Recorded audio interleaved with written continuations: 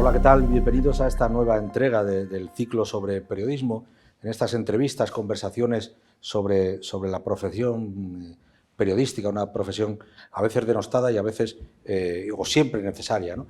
Este ciclo que hemos puesto en marcha conjuntamente en la Fundación Fundós, a través de su canal Fundós Forum y a través de diariodeleon.es. Y lo vamos a hacer en esta ocasión con María Rey. María Rey es licenciada en periodismo, comenzó su carrera profesional en la cadena SER, fue responsable parlamentaria de Antena 3 Televisión durante muchos años, donde llegó además a presentar los telediarios, ha pasado por Televisión Española, por la agencia EFE y ahora forma parte de la plantilla de Telemadrid, donde conduce el programa matinal. María Rey, muchísimas gracias por estar, por pues compartir estos minutos para hablar de periodismo. La prensa se enfrenta desde hace décadas a sus propias contradicciones. Estamos permanentemente pensando que somos el ombligo del mundo y al mismo tiempo criticándonos o autocriticándonos, quizá en exceso, ¿no? Siempre se duda del papel que jugamos. Y lo peor es que siempre somos los propios profesionales los más duros con nuestra propia profesión. ¿Por qué hacemos esto? Bueno, yo creo que forma parte de nuestra forma de ver la vida, ¿no? Del espíritu crítico que acompaña a cualquier profesional y que tiende a jugar en contra de nuestro propio equipo, ¿no? Tendemos a ser muy malos compañeros y a veces magníficos compañeros. No quiero que se entienda mal, porque yo he trabajado muchos años en el Congreso, 20 años, con periodistas de todos los medios, y el equipo que hacíamos entre nosotros para compartir y poder llegar a todo, no sé si en todos los ámbitos y en todas las profesiones lo harían, pero cuando tenemos un problema, la profesión no responde todos a una o no mayoritariamente. Supongo que tiene que ver con una componente de ego, que también forma parte del periodista, ¿no? Que sobre todo está muy expuesto y cada vez está más expuesto, con esa parte de ego, de envidia, de celillos, ahí hay un elemento un poco miserable en el oficio que hace que a veces somos nuestros peores enemigos. Pero por otra parte, que seamos críticos con el oficio, con la forma de ejercerlo, no me parece mal, porque nosotros tenemos una herramienta extraordinaria para ayudar a la sociedad, o para empobrecerla, o para destruirla, o por hacerle daño. O sea que tenemos que ser muy responsables, porque la capacidad de comunicar, el tener un micrófono en cualquier aspecto de la vida, es una responsabilidad muy grande que deberíamos manejar con cuidado. En las entrevistas y conversaciones que hemos hecho hasta ahora, yo me he empeñado en decir que esto no es un ejercicio de fustigamiento permanente de la prensa, ¿no? Yo estoy absolutamente convencido del valor que tenemos, de la función social, y además estoy convencidísimo de que la ejercemos bien. Bueno, en general sí, tenemos claro, nuestros errores, por supuesto, pero somos nosotros los responsables de abrir la puerta a nuestros críticos. Enlaza un poco con lo que comentaba antes de la falta de corporativismo, ¿no? Sí, es que el corporativismo lo entendemos mal a veces, ¿no? Que es simplemente apoyar a uno porque es periodista, porque tal, y a veces somos muy poco generosos con nosotros mismos, ¿no? Yo creo que por lo mismo que te decía antes, porque hay una componente importante de ego y sobre todo en la televisión. Yo he percibido siempre la sensación de que con la televisión, cuando consigues una posición, un puesto, el que sea, hay unos 4 o 5 como mínimo que sienten que se lo has quitado a ellos, con lo cual es como siempre tienes una batalla interna, porque ¿por qué a ti y a mí no? Porque tú estás tan expuesto, ¿no? Todo lo que tenga tanta proyección tiene ese elemento negativo, ¿no? Esa connotación de que hay personas que se sienten desplazadas y por tanto ofendidas y por tanto te quieren quitar de ese lugar. Porque dependemos mucho de la subjetividad. O sea, todo el mundo pensamos que nosotros lo hacemos mejor que el otro. Y es inevitable depender de la subjetividad, porque no somos objetos, ¿no? Somos sujetos.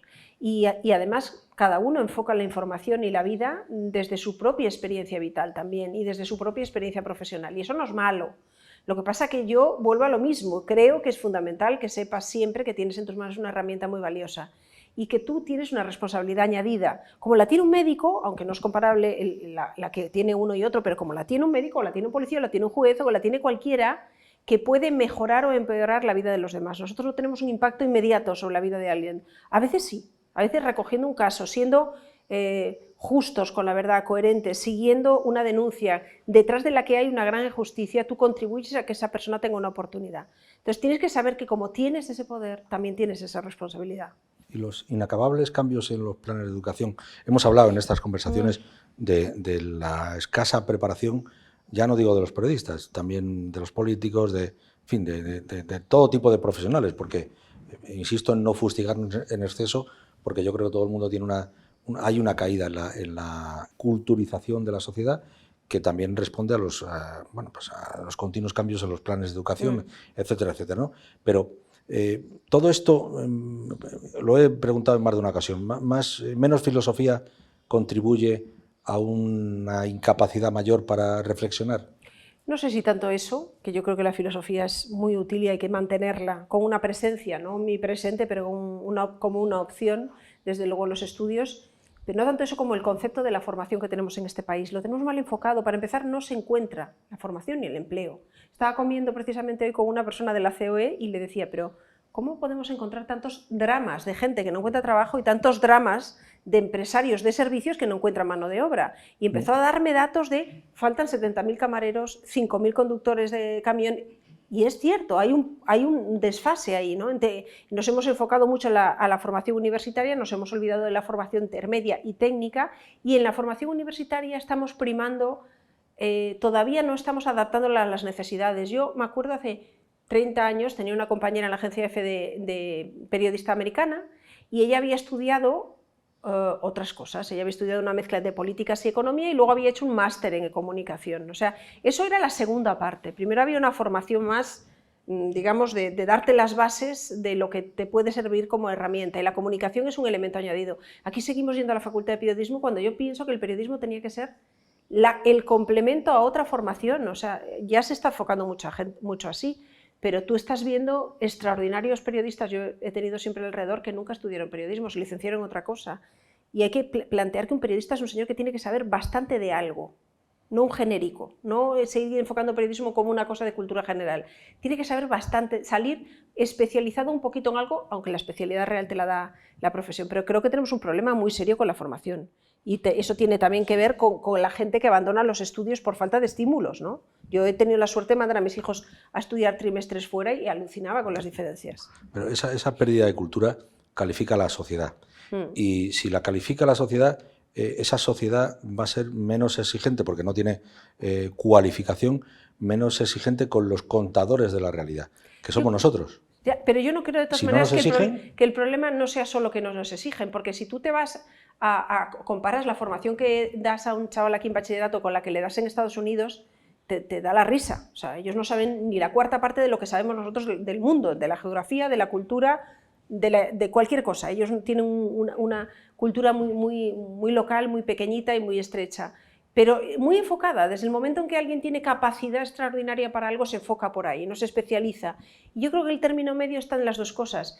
¿El nivel de exigencia ha cambiado? Sí, pero el problema no es que seamos menos exigentes, como cuando yo era pequeña iba a una escuela nacional de un pueblo, una aldea de Orense, donde había que aprenderse los ríos de memoria, el que faltaba le daban con una vara por cada vez que se equivocaba. Es que no es volver al pasado, es adaptar, es ir al futuro, y la formación que tienen en otros países no está enfocada tanto en la memorización como en una forma más práctica y más interactiva de aprender. Entonces tenemos que cambiar la forma de aprender. Y tenemos que aprender también que nos enseñen a ser críticos, y la filosofía hace falta que seamos críticos.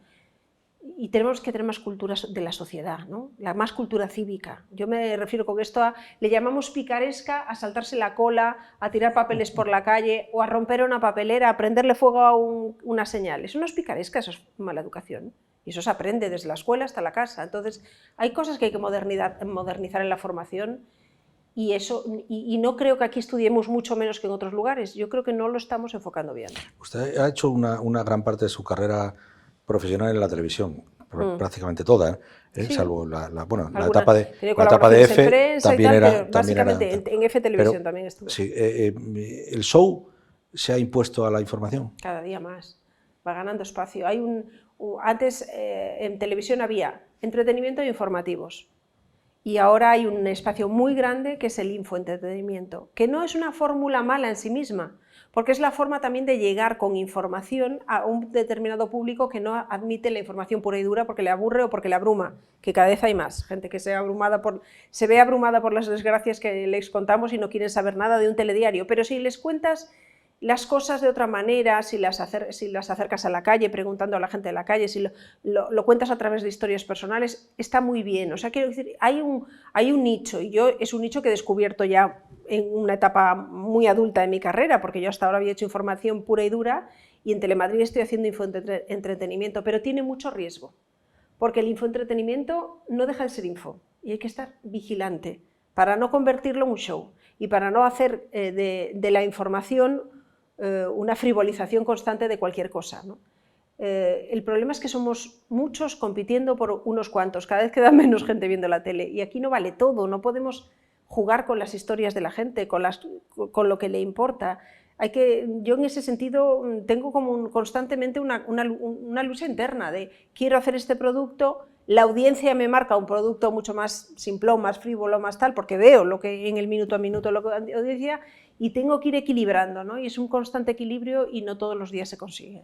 ¿Las redes sociales se han apropiado de alguna manera del papel de los medios de comunicación? Lo digo porque bueno, pues ahora todo el mundo sabe lo que ha ocurrido, pero casi nadie sabe por qué. Y ese sería el papel de los medios de comunicación. Bueno, yo creo que las redes sociales de alguna manera son medios de comunicación social, son medios de comunicación social, pero no son complementarias y en algún momento, además, cuando irrumpieron, digamos, sobre todo Twitter, que era siempre ha tenido un perfil más informativo, era una herramienta extraordinaria para complementar nuestro trabajo y el de los políticos, por ejemplo, para llegar directamente al ciudadano. Y es verdad que eso abrió un canal y cambió también la forma de hacer política y el lenguaje político. Yo lo viví directamente en el Parlamento y fue una transformación brutal. Pero las redes sociales se han ido evolucionando y no han ido evolucionando en esa línea, sino han ido evolucionando hacia la frivolización de la vida, la simplificación de la vida y hacia que todo el mundo piense que por el hecho de que puede publicar, puede construir un titular llamativo, aunque no sea verdad, y lo hace público y llega a X personas, ya está en condiciones de asegurar que lo que ha escrito o ha pensado es la verdad. Y la verdad sigue teniendo solo un sistema de llegar a ella, que es el contraste, el rigor, la confrontación. Eso solo se hace desde el periodismo. Y la honestidad, hemos hablado y la honestidad. En estas todo conversaciones eso, de honestidad. El contraste, el rigor, todo eso se hace desde la honestidad, porque la objetividad absoluta no existe, pero la honestidad casi absoluta sí existe y debemos trabajar para conseguirla. Hay dos tipos de periodismo, es decir, hay un periodismo que se hace para favorecer una determinada opción política y hay otro que es el que se hace para favorecer a la sociedad en conjunto. Incluso podría haber más, pero hay esencialmente un tipo de periodismo que se basa en la información, que trata de trasladar de una forma comprensible y clara y directa lo que está ocurriendo, de manera que la gente interprete cómo le puede afectar, te lo digo desde la aceptación de una ley hasta una transformación social de cualquier tipo. Cualquier noticia se puede contar pensando en cómo le afecta al ciudadano y cómo se lo explico para que lo entienda, y luego hay un análisis de esa situación desde los puntos de vista de los grupos de interés. Y en ese círculo el periodismo se ha colado creando la figura del analista, que siempre ha existido y siempre ha hecho falta, pero ahora se está deformando demasiado porque es verdad que los propios medios buscamos analistas de un color y de otro para buscar constantemente la polémica, ¿no? Claro, la pregunta pretendía poner el dedo en la llaga de la militancia periodística, ¿no? La militancia tiene que ver con una necesidad de confrontación, porque la polémica vende y dices, no quiero ruido. Bueno, al día siguiente vas en las curvas de audiencia y donde hay bronca hay audiencia. Es así. Sí, pero entonces se ha acabado la equidistancia, entendida la equidistancia como objetividad. Son trabajos distintos. La polémica desde las posiciones enfrentadas vende y además el analista tertuliano es un periodista que muchas veces, la mayoría de las veces, no tiene otro trabajo, seamos realistas. Esto ha ido caminando hacia la mediocridad en los salarios, la mediocridad en los tipos de contrato, y hay mucha gente que ya no es rentable para los medios porque les parece muy cara y ya no quieren pagarla y se ha buscado la vida participando en programas de análisis. Entonces, un respeto también para el analista que se ha reciclado como ha podido. Y es verdad que siempre se pone en una posición más conservadora o más de izquierda, más progresista, para defender, digamos, lo que determinado tipo de la sociedad quiere oír. Pero no es que los periodistas sean todos tertulianos, es que tiene que haber tertulianos para alimentar determinados programas y luego hay un señor en la calle que te está contando la noticia o un señor en el plató que te está contando la cosa desde el punto de vista clásico del periodismo. Yo creo que todo puede convivir. Lo que pasa es que nosotros usamos la confrontación porque decimos es lo que quiere la gente. Es verdad que en la curva de audiencia te demuestra que la gente lo busca, pero no lo busca que es lo triste para mí, porque me gustaría que la gente sacase conclusiones del debate y la confrontación, porque creo que mayoritariamente la sociedad no está buscando el punto de vista del otro, sino que le confirmen lo que ella piensa. Claro, Ese es es que el drama, ¿no?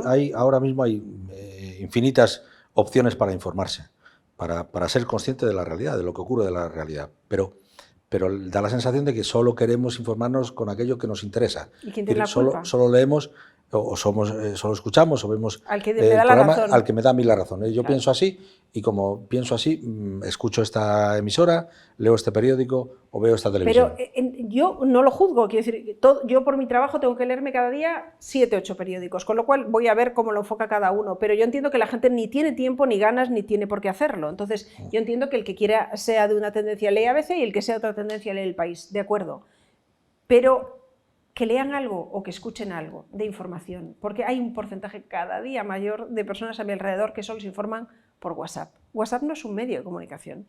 WhatsApp es una red de comunicación con tu familia y amigos. Que alguien te mande un titular no quiere decir que eso sea cierto, porque a mí me han mandado personas de mi entorno, esto es verdad, el gobierno aprueba no sé qué, le digo, ¿le has visto la fecha, la noticia? Tiene 8 años, no era ni este gobierno. No te dejes intoxicar así. Yo le pido a la gente, ten espíritu crítico, no dejes que te lo cuente tu cuñado, tu primo, tu marido. Pon la tele, pon la radio y saca conclusiones, que hay opciones. Al final, lo que estamos hablando es, claro, yo lo digo desde la vertiente mía de periodista, entre comillas, de papel. Pero dices, yo leo todas las mañanas 3, 4, 5, 6, 7 periódicos para ver los enfoques. Al final, la prensa de papel tiene una importancia tremenda a la hora de confeccionar programas de televisión, tertulias de radio, etcétera, marcar la agenda. Y sin embargo estamos permanentemente pensando en la supervivencia de los medios de papel.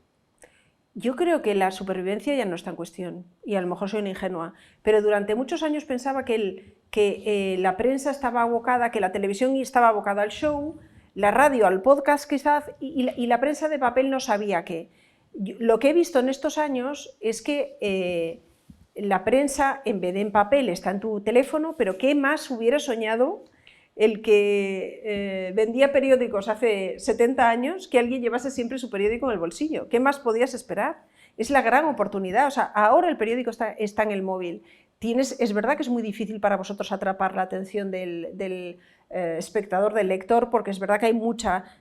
Tienes que construir las noticias de otra manera y lo estamos viendo, porque al final tú estás viendo eso, pero estás pasando, estás acostumbrado a manejar el dedo como en las redes sociales, pasando, buscando contenido, cuando ves algo que te interesa le das y te quedas, y conseguir que alguien se interese por lo que tú le cuentas es un reto, pero se está consiguiendo, porque hay periódicos digitales que hace años parecían una aventura y ahora están completamente consolidados, compitiendo cada día con sus portadas con los grandes de toda la vida. Y los grandes de toda la vida que parecían abocados al fracaso, el que más, el que menos, se ha colocado muy bien. Entonces, yo creo que el periodismo de prensa escrita en ordenador o en papel, sigue siendo el que marca la agenda de informativa del día y política, ¿eh? ¿Hay dos tipos de periodismo, el periodismo masculino y el periodismo femenino? Ahí sí que no creo que lo haya en absoluto. No, yo creo que no. Hay formas de trabajar distintos, si eres una mujer o un hombre, en algunas cosas, distintas y complementarias. Hay formas de enfocar los temas. A veces, cuando tienen un enfoque femenino, brilla un poquito más la empatía, pero hay otros artículos que le quitas el rótulo y no sabrías si lo ha escrito un hombre o una mujer. No todas las mujeres tienen más empatía, ni todos los hombres tienen menos. Es decir, pero sí es verdad que por rasgo general, a la hora de liderar equipos y determinadas cosas, sí que tenemos ciertas diferencias. Periodismo masculino y femenino no, pero es verdad que hay hombres que tienen mucha más preocupación por temas o tienen más sensibilidad para plantar en un debate del orden del día un tema del cáncer de próstata, mientras la mujer va a plantear como prioridad el cáncer de mama. Obviamente hay diferencias biológicas que van a marcar también nuestros rangos de interés, pero no creo que haya dos géneros en el periodismo. La transición en cuanto al periodismo se refiere, también en la política, claro, tuvo muchas caras masculinas, pero también hubo pioneras. Poco a poco eso fue cambiando en los años posteriores. Hubo más rostros, el suyo fue uno de los rostros populares en Antena 3, en la televisión, cuando la información se adueña de gran parte de los espacios televisivos. ¿Cómo se vivió esa evolución? Bueno, yo la percepción que he tenido, cuando yo empecé a estudiar periodismo, no pensaba trabajar en la televisión, porque yo venía de una ciudad pequeña de provincias, la televisión era algo que pasaba en Madrid. Yo vine a Madrid a estudiar porque no había entonces facultad de periodismo más cerca de Galicia, pero no pensaba que retornaría a trabajar al Faro de Vigo, que era un poco mi punto de origen, la cadena SER, que era donde empecé con las prácticas, y ahí me quedaría. Luego las circunstancias quisieron que entrase a hacer prácticas en Televisión Española Madrid y me quedase aquí. Yo tenía unos modelos, mis modelos eran gente de referencia en el periodismo que tenía un tono, una solemnidad, una forma de llegar, ¿no? O sea, todas las mujeres pensábamos que el no va más de la comunicación era Rosa María Mateo, o la profundidad, la intensidad, la credibilidad era Victoria Prego, o en hombres Manuel Campo Vidal, mi marido, ¿no? Yo tenía esas referencias, trabajé durante muchos años con esa referencia en el periodismo de la televisión. Cuando llegué a la edad de empezar a pensar que alguien me iba a tomar quizás como... Me podía meter en, no sé si igual, pero en el club de la gente que había destacado, me di cuenta que ya no tenía ningún interés esa referencia. Eso cambió, porque ya no interesaba una Victoria Prego, interesaba una chica que pareciera eternamente una chica, que llevase el pelo largo, que fuera a poder ser vestida al vacío, talla 36 o menos, y punto. Quiero decir, en vez de avanzar hacia la igualdad en la televisión, fuimos andando hacia atrás. En vez de acercarnos al modelo vecino de Portugal o de Francia, donde precisamente los presentadores de telediarios son personas que ya tienen un recorrido, como los americanos o los británicos, gente con unas canas, con una solvencia que da credibilidad, nos hemos ido hacia el italiano, ¿no? De buscar chicas explosivas para ponernos al lado de los presentadores mayores en la tele. Entonces, el proceso para mí ha sido un retroceso, más que un avance y un proceso. Creo que en ese camino es verdad que han venido por otras mujeres muy preparadas, que han competido de igual a igual, incluso metidas en el vestido al vacío, pero la tendencia sigue siendo esa, ¿no? La cosificación de la periodista frente al señor que da credibilidad, ella sobre todo que sea muy atractiva. Parece que viene al pelo la pregunta, pero es así, la tenía pensada, pero viene perfectamente a cuento. Los periodistas se dividen entre los que quieren contar historias y los que quieren ser parte de la historia. Pero en todo, en la vida, yo creo, ¿no? Y en la televisión particularmente, y en el periodismo también en general, pero en la televisión particularmente hay gente que quiere tener la oportunidad de contar las cosas y participar, digamos, de este balcón privilegiado en la sociedad, ¿no? Que es observar el mundo desde el balcón del periodismo, y hay otros que lo que quieren es ser famosos. Eso ha pasado toda la vida, lo que pasa es que ahora lo tiene muy fácil. Lo tiene mucho más fácil él o la que quiere ser famosa a toda costa que la que quiere encontrar un camino y ser reconocida por una trayectoria de gota a gota en el trabajo y en la credibilidad. Es más fácil. ¿Y dónde nos hemos perdido entonces? Porque bueno, yo me imagino que las redes sociales tienen una responsabilidad enorme en esta cosa. Pero yo creo que fue mucho antes. Yo creo que fue el momento de abrir a las televisiones privadas, que en vez de competir, para competir con el modelo de la televisión pública española, que era un poco el modelo de nuestro entorno, decidieron, pues vamos a hacer la tele más moderna. ¿Y qué es la tele más moderna? Pues con las faldas más cortas y los escotes más profundos. Pero eso se ha magnificado ahora con las redes sociales. Y yo no quiero ser, a pesar de que lo puede parecer, y tampoco reniego de ello, ¿no? Pero no quiero ser un demonizador de las redes sociales. Las redes sociales tienen su valor, aunque hay mucha parte del valor que no comparto. Creo que tienen incluso más peligro que valor. Yo no lo comparto. O sea, quiero decir, comparto esa reflexión, pero bueno, las redes sociales también. Pero claro, eso implica que nos hayamos perdido en alguna parte. Bueno, el confundir cuál es tu objetivo en la vida, como periodista, como persona. ¿Tu objetivo cuál es? ¿Reconocerte o que te reconozcan? ¿Construirte o aparentar lo que no eres? Eso tiene mucho que ver con la facilidad que dan las redes sociales para construir personajes etéreos. Yo creo que el objetivo de un periodista tiene que ser que no le conozca a nadie. Es decir, a ver, yo sé que estoy diciendo una estupidez, pero claro, que no te conozca a nadie y que seas capaz de que todo el mundo reconozca tus historias. Lo importante es que no sepan nada de ti, no tienen por qué saber más de ti que lo que ven cuando le cuentas cómo es tu voz, cómo es tu aspecto, cómo es tu gesto. Eso, no tendría que saber nada más, no tendrías que ser un personaje popular, famoso y tal, pero eso pasa, bueno, porque es verdad que la televisión es el caldo de cultivo extraordinario para los egos y las redes sociales han disparado de repente la locura por ser conocido y famoso. Yo cuando llegó Twitter me pareció una herramienta extraordinaria porque yo de repente iniciaba una conversación sobre un tema del que no tenía ni idea, pero participaba en el debate de gente súper interesante y cada uno estaba en un rincón del mundo. Y yo estaba escuchando a señores allí intercambiar ideas y decía, pero qué bueno, o este artículo que comparte este, o este libro que propone. Ahora Twitter es el lugar donde se desahogan los envidiosos, los resentidos, los aburridos, los amargados, los que no tienen familia. ¿Qué quieres que te diga? Pues yo no voy por allí. O sea, yo abro Twitter una vez al mes, miro a ver si alguien me deja un mensaje directo y lo consulto. Pero si se ha convertido en un vertedero de frustraciones, será porque... Es un basurero de ideas, ya no es un generador de ideas. Y volviendo a esto, porque el Twitter se ha convertido en la forma de expresión de los políticos permanentemente. En fin, yo no sé si los políticos nos odian a los periodistas nos odian desde Twitter o nos odiaban de antes. Hombre, el problema es que los políticos quieren manejar todo el poder, no solo una parte. Bueno, pero eso no es de hoy. Claro, pero en la medida en que el discurso político tiene que pasar por nuestras manos para llegar a sus destinatarios, hay una parte de ese discurso que no controlan. Y en el momento que las redes sociales le dan la opción de dirigirte directamente a tu destinatario, si fuera político me tiraría de cabeza, ¿no?, a mandar mis mensajes. Pero también tiene mucho peligro, porque aquello de por la boca muere el pez, ahora es por el Twitter muere el pez, ¿no? Ahora ves constantemente a gente que derrapa en carreras extraordinarias porque se vuelve loco en las redes, no mide lo que está haciendo y de repente eso queda ahí grabado para la posteridad. ¿El periodista de hoy está más cerca de los políticos o más lejos? Es decir, dicho de otro modo, ¿estamos llegando a un momento en el que confundimos el papel de la prensa? No creo que más cerca ni más lejos que antes, hay de todo. Yo he hecho el grueso de mi carrera política, profesional en la política, en el periodismo político, en el Congreso de los Diputados. La relación que tienes con los políticos pues es la normal, llega un momento que hay personas con las que le metes el micrófono, le preguntas o le paras para hacer una consulta en el pasillo 3 o 4 veces cada semana. Cuando lleves 3 o 4 años haciéndolo, tienes ya un nivel de confianza con él y él contigo. O sea, que lo normal es que en el Congreso, que además es un espacio pequeño donde nos coincidíamos mucho, siempre existió esa cercanía. Con respecto a cuando yo dejé el Congreso de los Diputados, que fue hace 5 años, ahora no es mayor esa cercanía, es menor, porque hubo una renovación muy importante, llegó el confinamiento, el momento de separarlos y esa calidez que había de contacto en los pasillos y que favorecía también pues, que fluyeran determinados mensajes, porque a los políticos te cuentan muchas veces off the record para que luego tú los investigues. Eso ha ido a peor. Sí, pero eso permitía cierta confianza que ahora no existe. Y esa falta de confianza conduce a la mentira.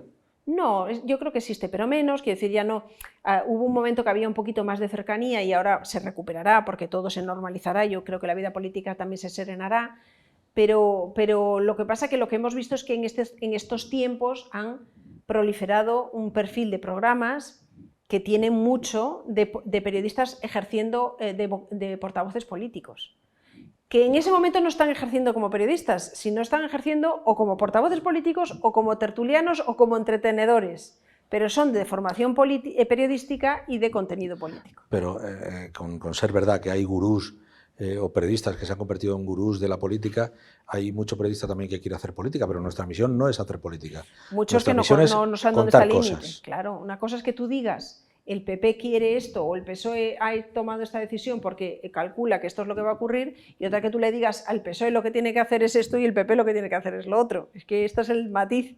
Yo creo que eso ha existido siempre, pero era menos. Ahora, como hay muchos más foros, pues lo hacen en más sitios, pero siempre ha existido, ¿no? Sí, pero hay política en todos los ámbitos de la sociedad. Hay política en el deporte, claro, hay política en los sucesos, hay política en todas partes, pero algo se ha confundido ya. Bueno, porque hemos contaminado la vida pública del discurso político, digamos, cada vez más frívolo y más infantil y más, digamos, con menos proyección a largo plazo, ¿no?, más cortoplacista, que ha alimentado el debate en estos últimos años. Han coincidido una serie de circunstancias, llegadas de nuevos partidos, la necesidad de un nuevo lenguaje, de una renovación que se ha entendido mal, porque un nuevo lenguaje no es decir las cosas, sí es decir las cosas de una forma más clara. Ya no se habla en el Parlamento como se hablaba en la transición, pero entre los discursos eternos de la transición y la sarta de tonterías que a veces se escuchan en la tribuna hay un término medio, que es un discurso inteligente para